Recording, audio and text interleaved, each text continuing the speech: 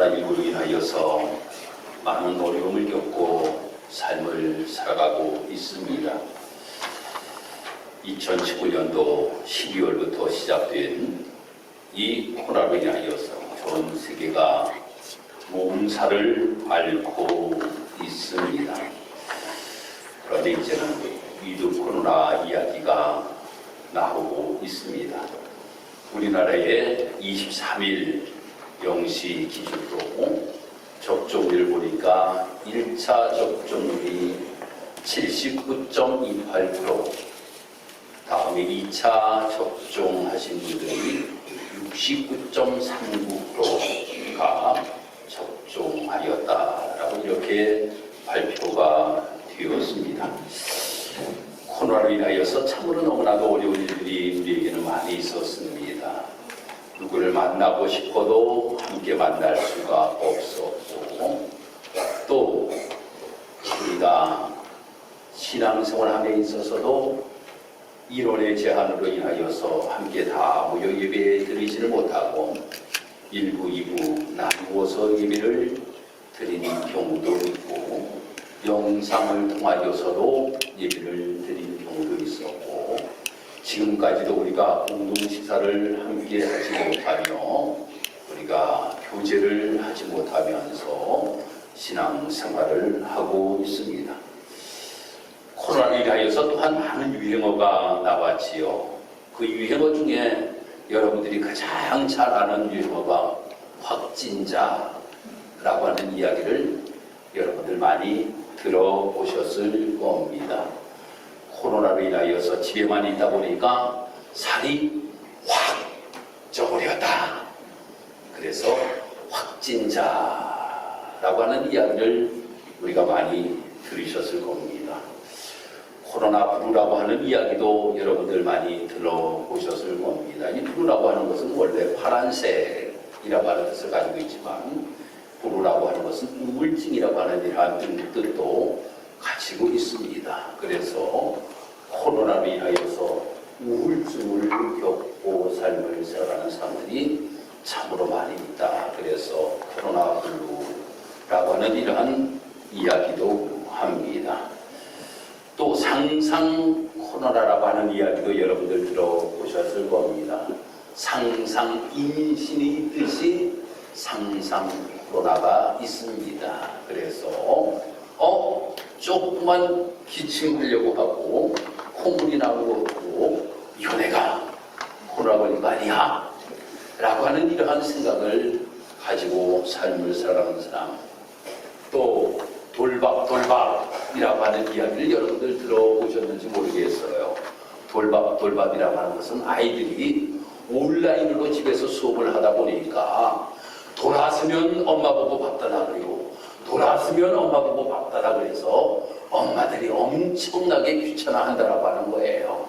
그 이야기를 돌밥이라고 이렇게 이야기도 합니다.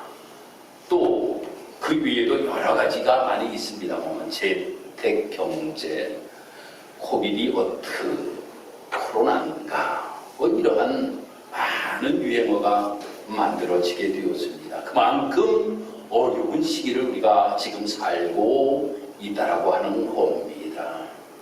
코로나뿐만 아니라 경제적으로 그로 인하여서 너무나도 많은 사람들이 어려움을 겪는 모습들을 보는 것에 마음이 아픕니다. 여러분에게 어제 제가 문자로 보내드린 목회 칼럼에 대해서도 잠깐 언급하였습니다만, 강원도 홍천에 고냉지 채소를 하시는 분들이 전부 다 트랙터로 갈아엎는다라고 하는 거예요. 왜 갈아엎는가 하면 첫 번째 인력 난도이라서 그것을 거두질 못하였고, 또 비가 많이 오므로 인하여서 속에서 전부 다 썩음으로 인하여 어려움을 겪고 있다라고 하는 이러한 이야기를 강원도에 계시는 목사님들과 전화 통화하면서 들었습니다. 너무나도 마음이 아파요. 강원도 홍천에 가면 율전교회라고 하는 교회가 있습니다. 이 율전교회라고 하는 것은 아주 내면에서 고냉지 채소를 많이 하는 지역에 있는 교회입니다.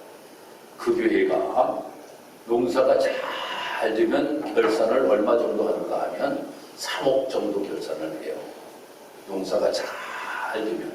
그것이 무슨 농사인가 하면 배추와 무 농사입니다. 그러면 한 3억 정도 결산을 하는데 농사를 이렇게 망쳐버리면 8천, 9천만 원밖에 결산을 하지를 못합니다. 그러니 그 교회에 올해 얼마나 어려울까라고 하는 것도 생각해 보았습니다. 참으로 너무나도 어려운 이 시기에 우리는 내 힘과 내 능으로는 모든 것들 감당하기에는 너무나도 힘들고 어렵다라고 하는 것을 우리는 늘 절실히 느끼며 삶을 살아가는 것이 우리들의 삶의 모습입니다. 그러면 우리가 이 어려운 시기에 어떻게 삶을 살아가야 되는 것인가 라고 하는 거지요.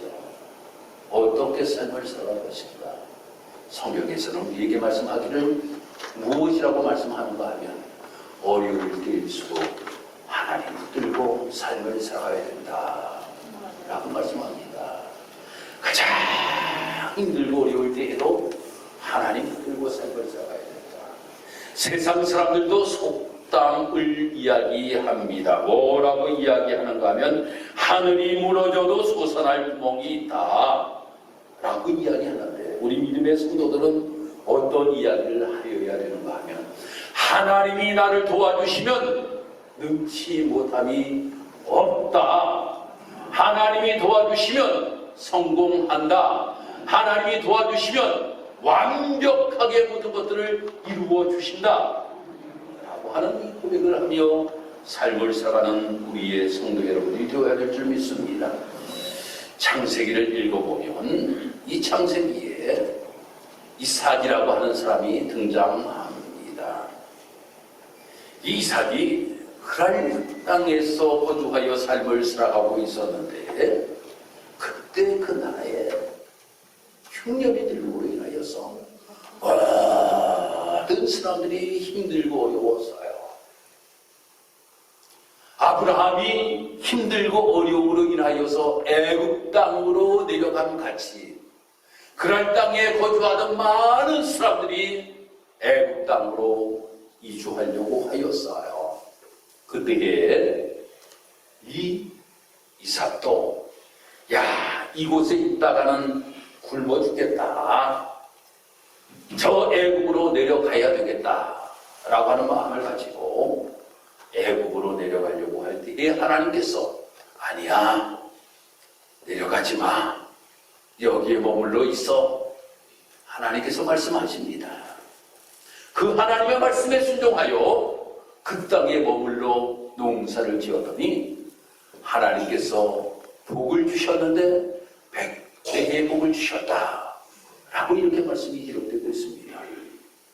하나님 말씀에 순종하여 모든 사람이 이 땅에 흉년이 들므로 인하여 우리가 살 수 없으니 이제는 애굽 땅으로 이주하여야 되겠다라고 하는 마음을 가지고 다 떠나갈 때에 아니야 하나님이 나에게 말씀하셨으니 하나님 말씀 붙들고 내가 이곳에 있어야지 라고 하는 마음을 가지고 그곳에 있었더니 하나님께서 100배의 복을 주셨다라고 하는 겁니다.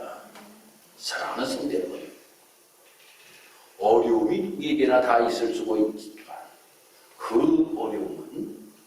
어려움으로 끝나느냐 아니면 그 어려움이 우리에게 축복으로 나타나느냐 라고 하는 것이 참으로 우리에게는 너무나도 중요하다라고 하는 겁니다.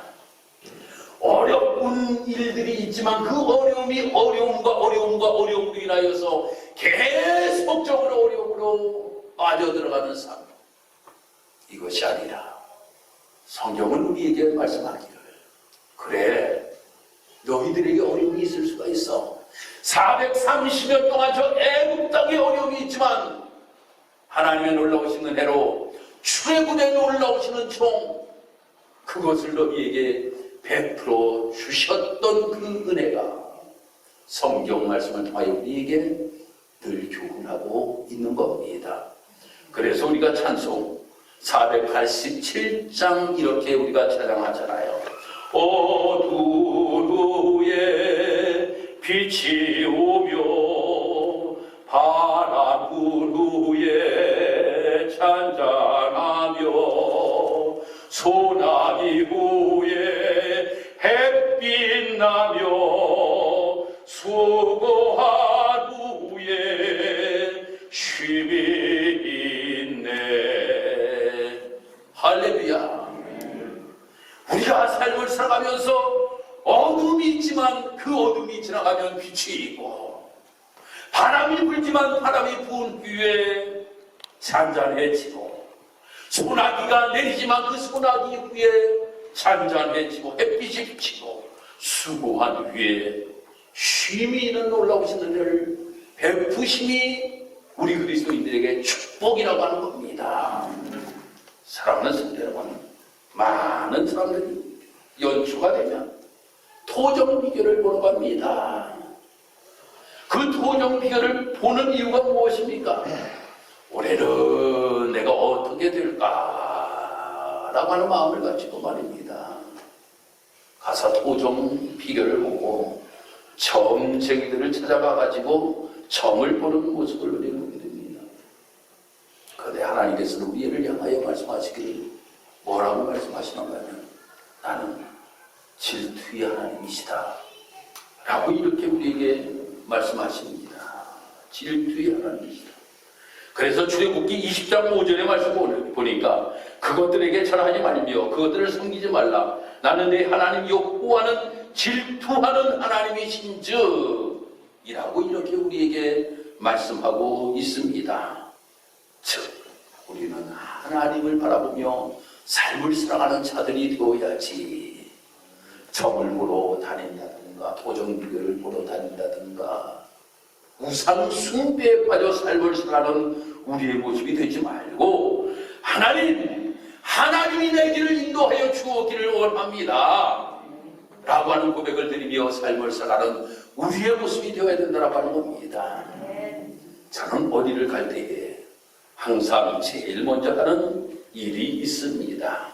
그것이 무엇인가 하면, 차에 다 올라타면 내비게이션, 어디를 갈지를 설정을 해 놓습니다. 부산을 가도 걱정이 없어요. 저 광주를 가도 걱정이 없어요. 어디 처음 가는 곳이라고 해도 걱정이 없습니다.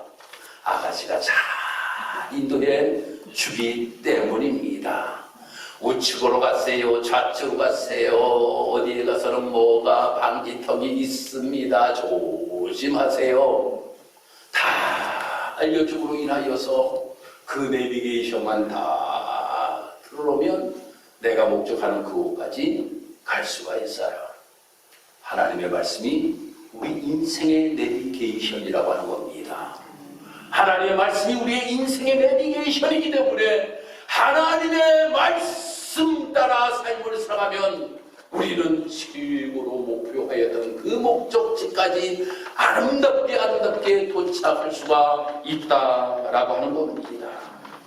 그러면 우리가 신앙생활함에 있어서 우리는 그 주님이 우리에게 말씀하시는 그대로 삶을 살아야 될 것 아닙니까? 그래야 성공적인 삶을 살아갈 것 아닙니까?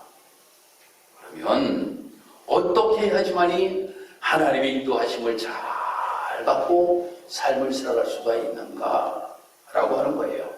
그것이 첫 번째, 우리의 마음에 먼저 하나님의 뜻을 찾는 것이 중요하다라고 하는 겁니다. 따라하겠습니다. 하나님의 뜻을 찾자. 하나님의 뜻을 찾자. 할렐루야. 하나님의 뜻을 찾아야 됩니다. 오늘은 종교개혁 주일입니다. 마틴 루터가 종교개혁을 하게 됩니다. 이 마틴 루터가 고민하는 것이 한 가지가 있었어요. 무엇을 고민하였냐면, 그 당시에 아주 유명한 부흥사들이 다니면서 이야기하기를 뭐라고 이야기하는 거 하면, 당신 면죄부를 사세요. 그 면죄부에 동전이 딸랑 떨어지는 순간에 당신의 아버지도 구원받을 수 있습니다 당신의 어머니도 공부할 수 있습니다. 당신이 지금까지 어떻게 삶을 살았던 시간에, 당신이 그 면죄부의 헌금을 하는 순간에 당신은 구원을 받을 수가 있습니다. 라고 이렇게 베드로 성당을 지키기 위하여 많은 면죄부를 하는 거예요.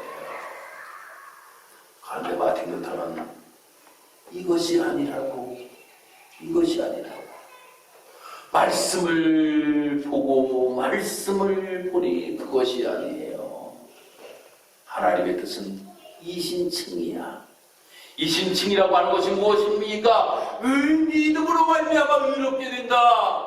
성경은 분명히 이렇게 우리에게 말씀하고 있는데, 내가 면죄부를 얻기 위하여 내가 헌금함으로 인하여 내가 구원을 받는 것은 결코 아니다라고 하는 것을 하나님의 뜻으로 깨달았다라고 하는 거예요.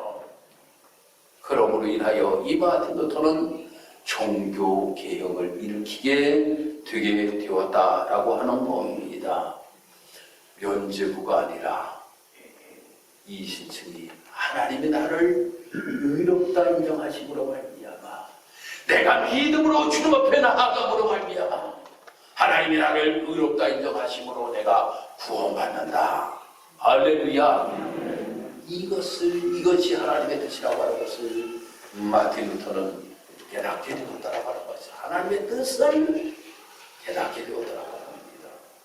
우리가 구약 성경을 읽어보면 시편 기자는 날마다 그 하나님의 뜻을 찾기 위하여서 하나님 앞에 기도합니다. 어떻게 기도하는가 하면 시편 119편 33절 이하에 가서 말씀을 보니까, 여호와여 주의 열매의 눈을 내게 가르치소서, 내가 끝까지 지키리이다. 나를 깨닫게 하소서, 내가 주의 법을 준행하며 전심으로 지키리이다. 이렇게 고백을 하는 모습을 우리는 보게 됩니다. 사랑하는 성도 여러분, 우리가 하나님의 뜻대로 인도함을 받으며 삶을 살아가기 위하여 하나님의 뜻을 깨달아야 됩니다. 하나님의 뜻을 깨달아야 돼요. 어떤 분들은 저에게 상담을 하시러 오는 분들이 계셔요. 상담을 하시는데 어떤 분들은 말입니다, 아예 결론을 내놓고 상담을 하시는 분들이 계셔요.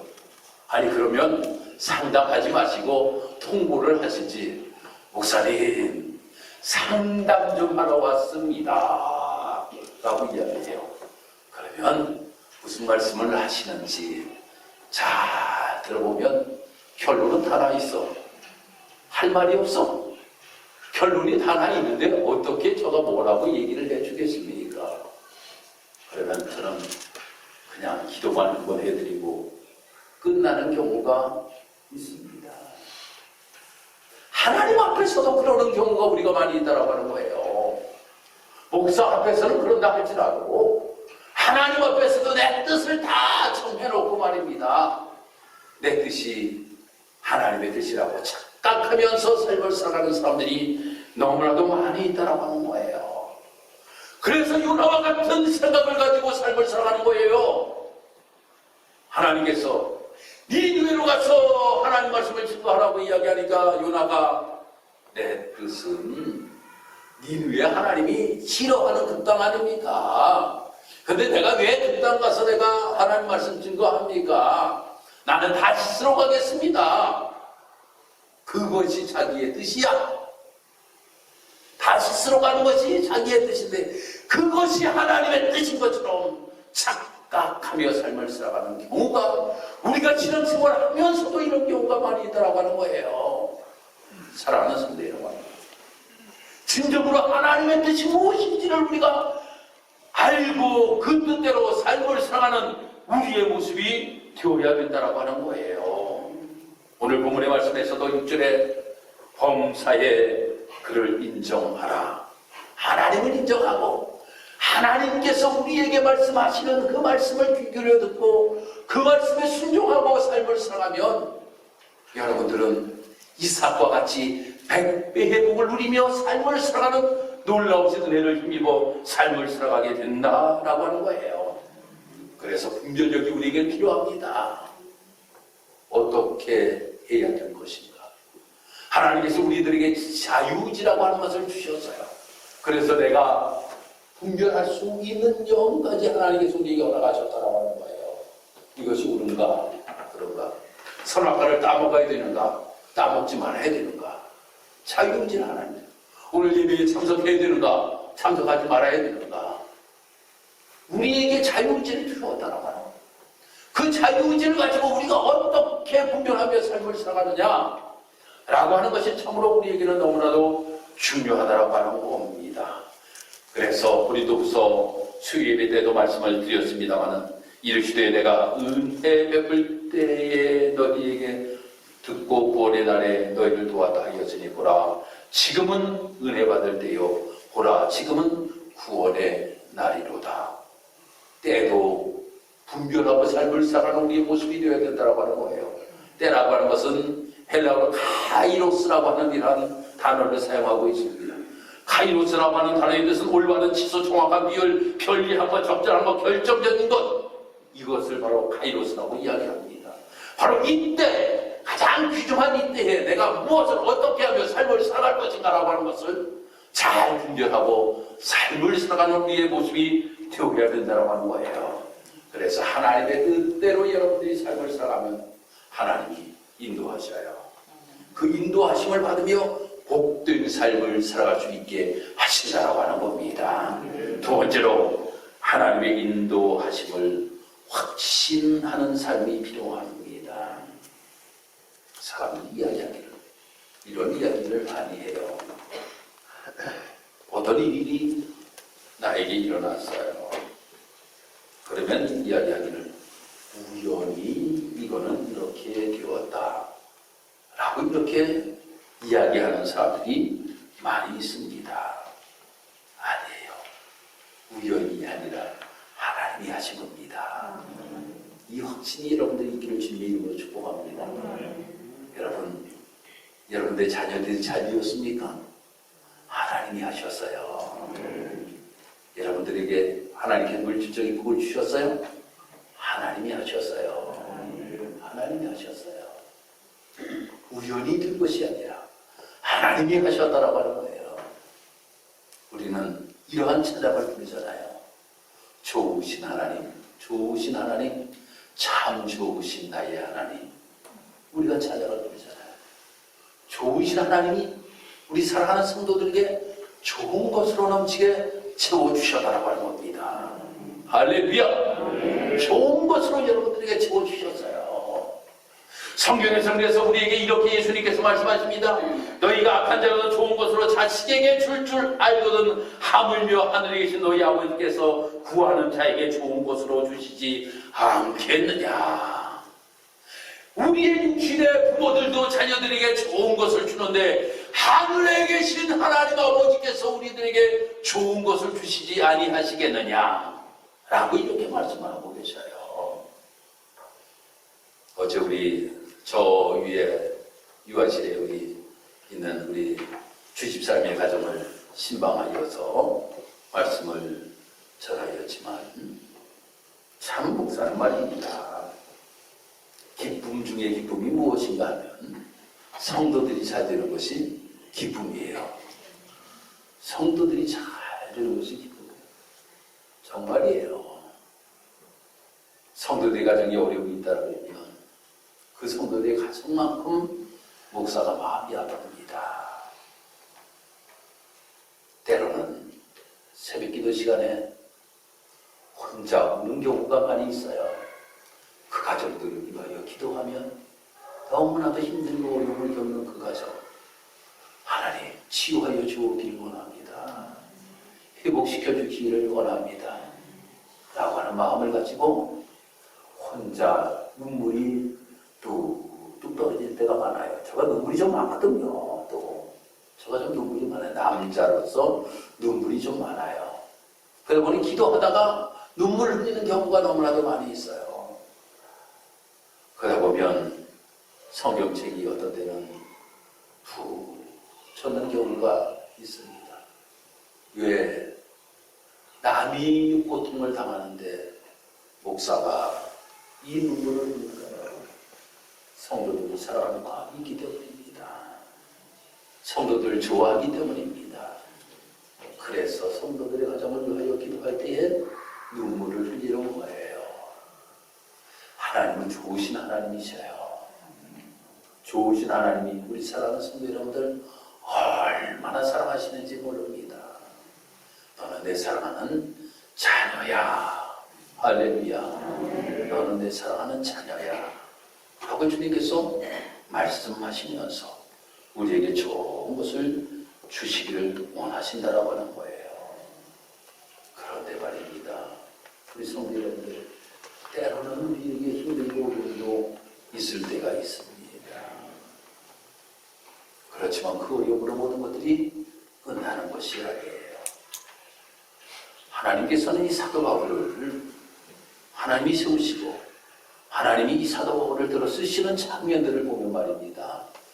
아니 하나님께서 그를 사도로 부르셔서 아니 잘 나가는 사람을 부르셔서 하나님의 일꾼으로 세우셨어요.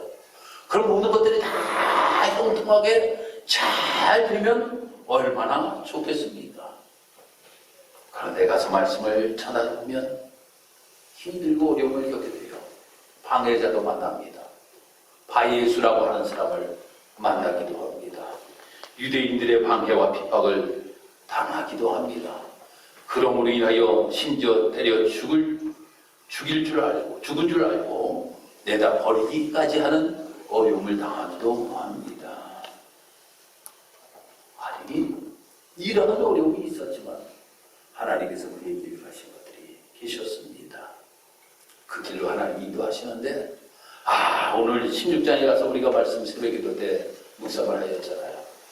하나님께서 250km나 되는 백길을 말입니다.